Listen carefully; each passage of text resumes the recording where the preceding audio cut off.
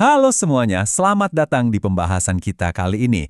Hari ini kita bakal membedah salah satu dilema finansial paling epik yang mungkin cuma kita hadapi sekali atau dua kali seumur hidup, membeli rumah. Pertanyaannya sederhana tapi bikin pusing, mending nabung bertahun-tahun demi bisa bayar lunas secara cash atau ambil jalan pintas lewat KPR. Nah, mari kita selami perdebatan abadi ini bareng-bareng untuk nemuin strategi mana yang paling cuan buat Anda.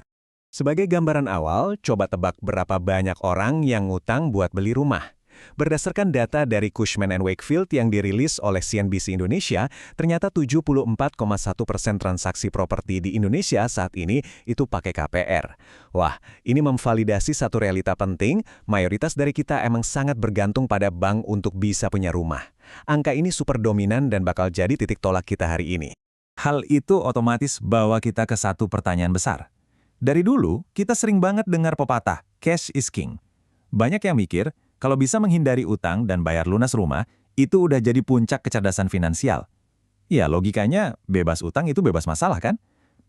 Tapi pertanyaannya, apa iya menghindari utang itu selalu jadi langkah finansial yang paling cerdas? Untuk ngejawab itu, di bedah materi kali ini kita punya 5 agenda utama. Mulai dari membongkar mitos beli tunai, menghitung opportunity cost, mewaspadai jebakan KPR, melirik alternatif syariah, sampai akhirnya membangun kerangka keputusan buat Anda. Oke, kita langsung masuk ke bagian pertama, mitos beli tunai. Mari kita bongkar asumsi tradisional soal bayar rumah di muka ini. Secara sekilas, beli cash itu emang rasanya luar biasa lega. Nggak ada cicilan bulanan, nggak ada bunga, dan yang paling asik, Anda sering banget bisa dapat diskon fantastis, antara 5-15% dari penjual, cuma karena Anda bisa bayar cepat. Tapi tunggu dulu. Di sisi lain, KPR ngasih keuntungan yang nggak kalah keren. KPR bikin uang tunai Anda tetap aman, Anda bisa manfaatin daya ungkit uang bank, dan yang pasti, Anda ngunci harga rumah hari ini juga buat ngelawan inflasi properti. Nah, ini dia bahaya terbesar dari maksa beli cash. Ada istilah tajam begini, kaya di atas kertas tapi miskin di rekening. Poin krusialnya itu ada di resiko likuiditas. Bayangin deh, nguras seluruh tabungan hasil jerih payah Anda demi sebuah rumah, berarti dana darurat Anda ludes tak tersisa. Anda mungkin punya rumah mewah, tapi kalau amit-amit besok ada kondisi darurat medis atau atap bocor parah, Anda bakal sangat rentan karena seluruh uang Anda udah terkunci di dalam tembok rumah itu. Lanjut ke bagian kedua, opportunity cost atau biaya peluang. Ini nih, elemen paling mengejutkan yang sering nggak disadari orang pas nguras uang tunai mereka sekaligus. Siap-siap, karena simulasi ini benar-benar mencengangkan. Katakanlah Anda punya uang 1 miliar rupiah cash. Alih-alih dipakai buat beli rumah tunai, Anda putusin ambil KPR dengan bayar DP 200 juta rupiah aja. Terus, sisa 800 juta rupiahnya kemana? Anda investasikan ke reksadana indeks dengan rata-rata return historis 12% per tahun. Dalam 20 tahun, sisa uang yang Anda investasikan itu nggak cuma numpuk, tapi bisa meledak jadi angka raksasa, 8,6 miliar rupiah. Gila kan?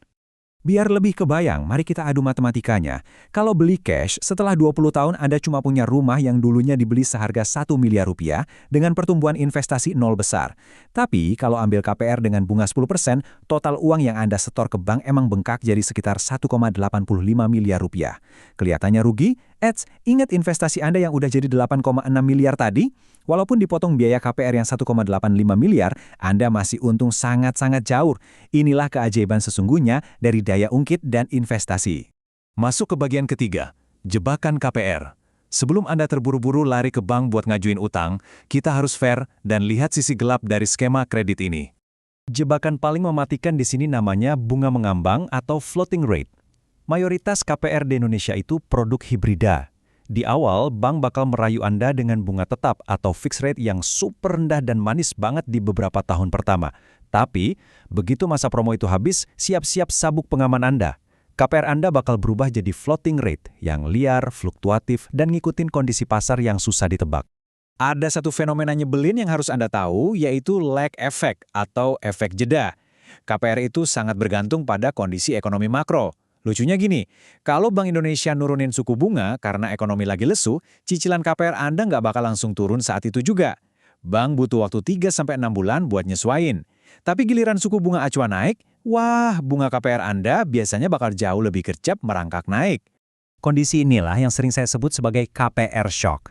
Di tahun pertama sampai ketiga, Anda ngerasa aman sentosa karena bunga promonya cuma 2,5–4%. Tapi begitu masuk tahun keempat, bam! Anda tiba-tiba diempas bunga floating yang bisa nyentuh angka 11–13%. Cicilan bulanan yang tadinya santai di 5 juta tiba-tiba melompat jadi 7 atau 8 juta rupiah. Dan jujur aja, ini bukan kejutan, karena aturannya udah tertulis di kontrak Anda sejak awal. Terus gimana dong kalau ternyata kita udah terlanjur kena KPR shock ini? Tenang, jangan panik, Anda masih pegang kendali kok. Ada 3 strategi penyelamatan. Pertama, pelunasan sebagian, buat mangkas pokok utang dan nurunin total bunga. Kedua, perpanjang tenor. Ini bakal bikin napas bulanan Anda lebih lega meskipun total bunga di akhir makin besar.